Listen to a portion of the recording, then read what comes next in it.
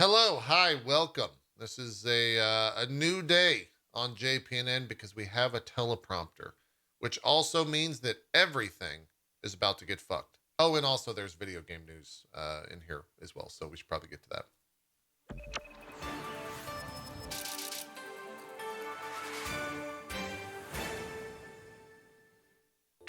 We'll see how this goes. I don't really, we're learning. It's a learning day. But let's get started, chat. In an internal all hands meeting with Xbox Studios, employees, head of Xbox Phil Spencer said that he would recognize Raven Software's union. This came after the QA testers at Raven voted to form the first labor union at a major studio during a previous all hands meeting a year and a half ago. Spencer said that he didn't have much experience with unions. In today's all hands, Spencer addressed that previous statement by stating, quote, Linda Norman and I have been spending a lot of time educating myself on unions, Spencer said. We absolutely support employees' rights to organize and form unions. Once the deal closes, we would absolutely support an employees' organization that's in place. We think it is right of employees and something that can be part of a relationship between a company and people who work at the company. That's good. That's good. I mean, you kind of have to, though, Phil, because if you don't, it's illegal, right? Moving on. Previously, we reported on rumors that Microsoft was exploring building some form of streaming stick to offer Xbox cloud gaming via a more affordable dongle, similarly to the Chromecast and the Google Stadia dongle. Now codenamed Keystone, previously Hobart, it appeared on an Xbox OS list. Keystone is a modernized HDMI streaming device that runs Xbox Game Pass and its cloud gaming service. Microsoft is, however, exploring the additional iterations of the product.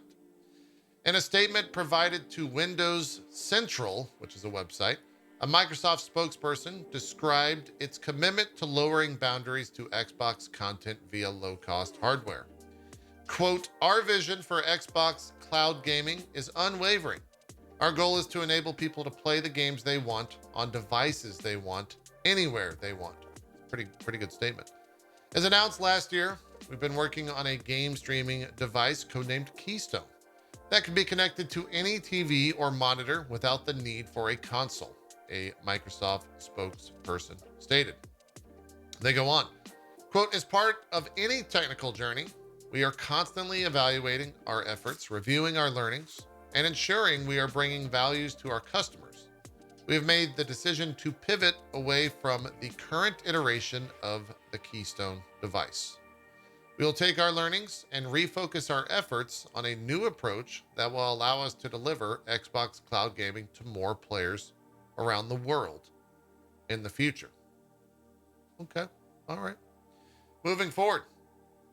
Jerry Hook, the head of design on Halo Infinite, has left 343 Industries. In a tweet thread, Hook shared that May 25th was his, quote, last day at 343i, Microsoft, and Halo. This journey has been filled with creating new worlds, platforms, and products from Xbox Live to Halo. Most of all, it has been working alongside some of the most passionate and driven people in the industry that have impacted millions of players around the world. Thank you all. Thank you to all that have let me run alongside you in this amazing industry. Man, they can't keep employees there. According to a new report from Data.ai, which is formerly known as App Annie, compiled with International Data Corporation, this year's gaming market will total $222 billion, with more than 61% of that accounted for by the mobile gaming market. Quote, mobile gaming is now the primary driver of growth for digital games consumption and is set to extend its global lead to 3.3 times home game consoles in 2022, according to Data.ai. As COVID-19 prompted a surge in game console sales, broader availability of the newly released Xbox Series X and S and PlayStation 5 consoles will also spur gaming growth further in 2022 and beyond. All right. I mean, duh. 2K Games' own studio, Hangar 13, the studio behind Mafia 3, has been hit by layoffs across all three regions in which it operates. Of the roughly 87 staff currently assigned to the Novato facility, just under 50 will be cut, according to a source familiar with the decision. When Mafia 3 originally shipped, the Novato studio had over 100 full-time employees. According to a recording shared with Kotaku, Nick Baines, head of Hangar 13 studio in Brighton, UK, told staff, quote, "I know it sucks. I'm sorry I'm not over there to deliver the message. I will be coming over soon. I know you need some local leadership and structure, and we're working on it." A 2K spokesperson confirmed the layoffs in a statement by saying, quote, "2K is fully committed to the future of Hangar 13 as the studio navigates a challenging but ultimately promising transition period. As part of our ongoing evaluations to ensure our resources are aligned with our goals, we have made some changes that have resulted in a reduction of positions and parting ways with some colleagues." Well, that's a way to spin that, I suppose. On Wednesday's episode, we reported that the new PlayStation Plus service had launched in Asia. We also reported that PlayStation Plus subscribers in Asia had said that they had to pay Sony back the discount they got when they subscribed if they planned to upgrade into a higher tier. Later that day, PlayStation Twitter released the following statement.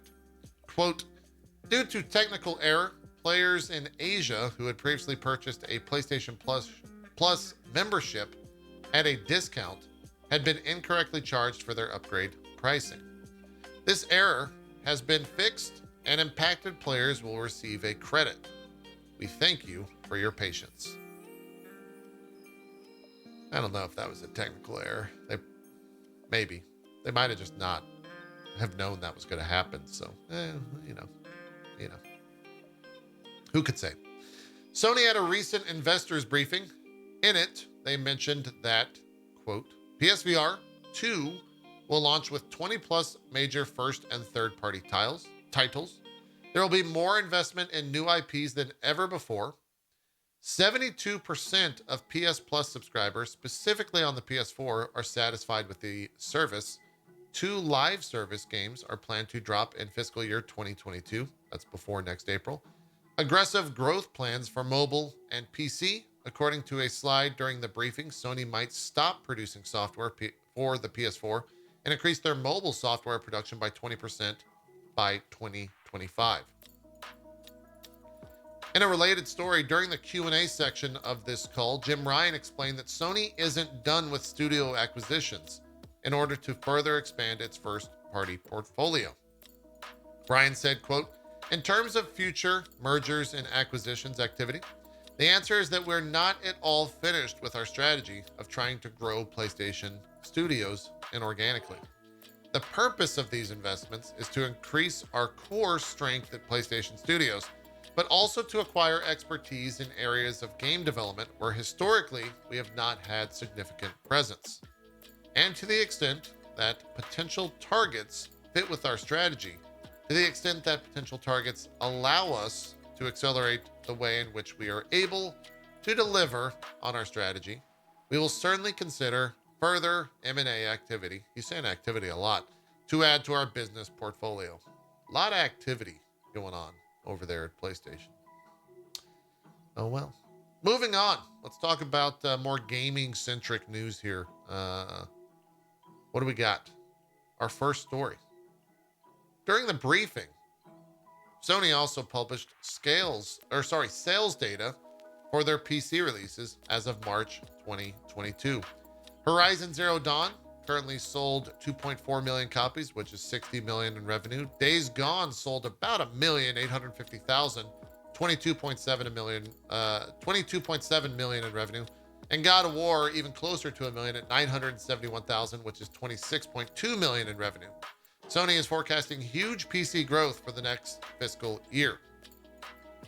Probably because if you pay attention to our rumors section later in the show, I'm imagining that there's going to be a Sony game coming to the PC.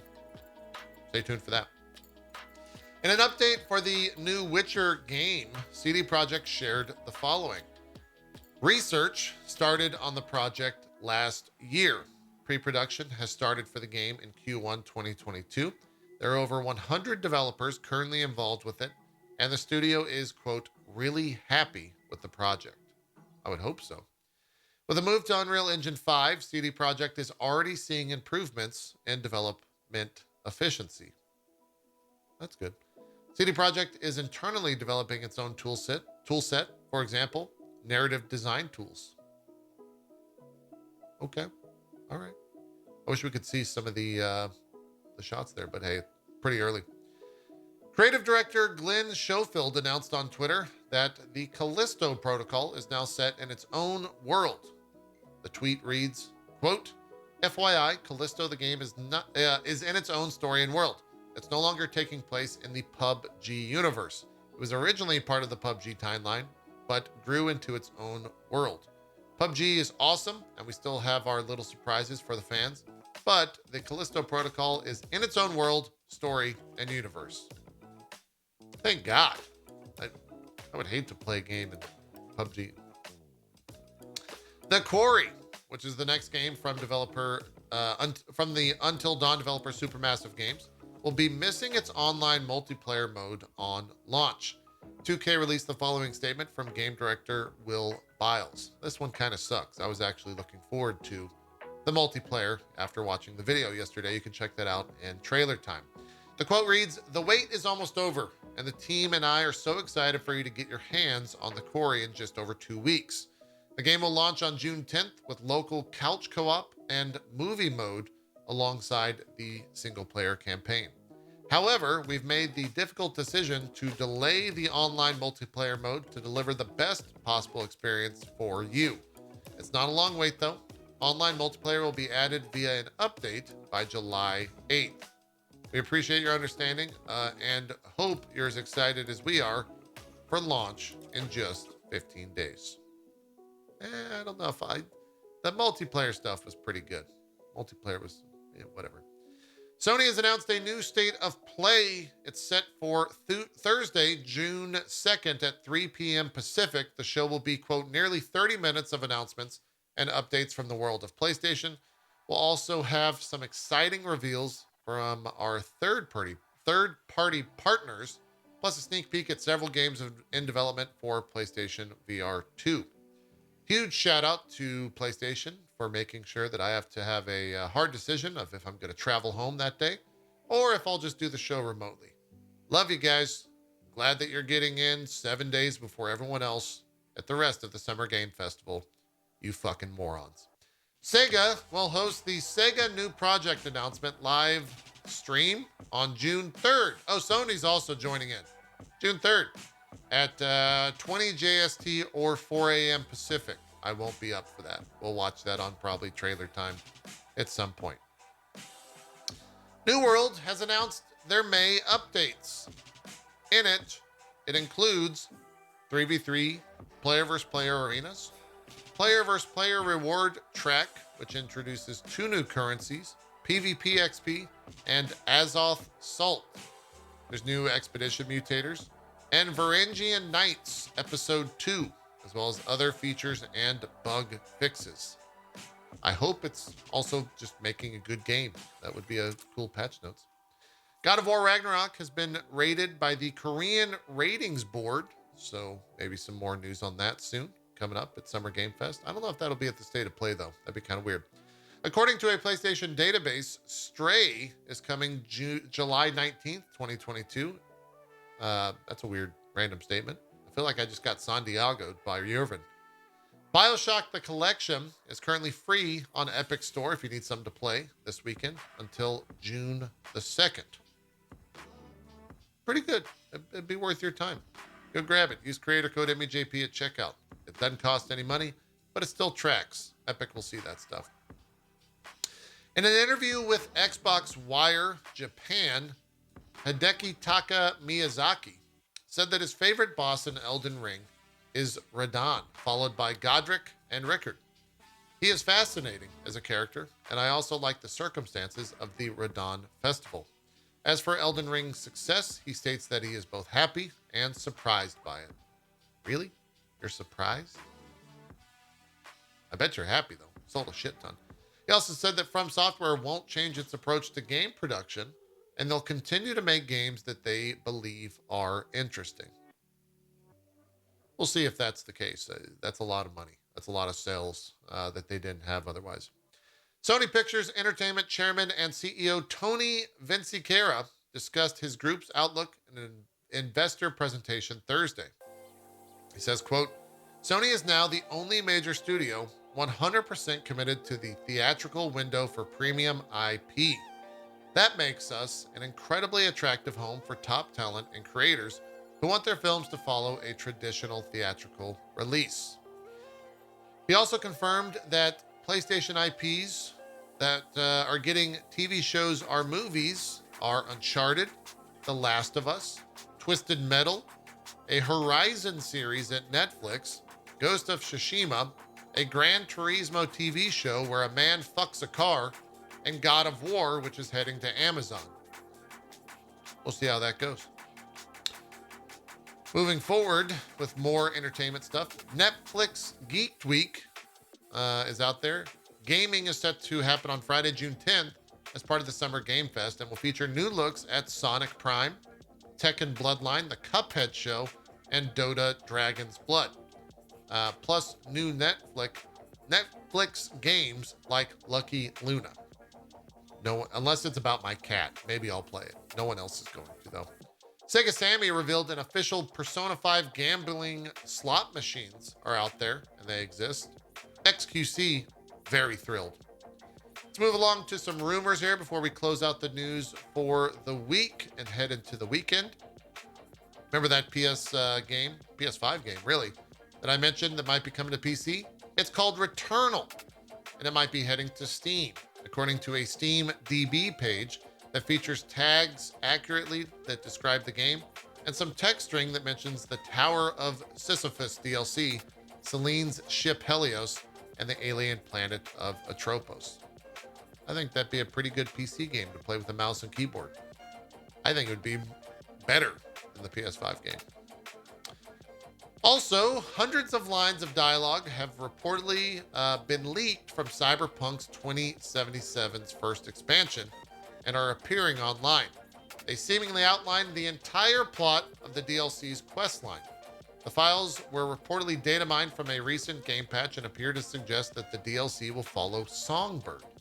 According to Reddit users, the expansion will take players to the combat zone, an area of the Pacifica region which was inaccessible in the base game.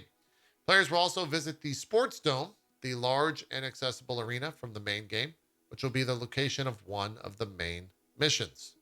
The files seem to confirm that the expansion will include Fixer Quest, World Stories, and New World Encounters, as well as 7 main missions.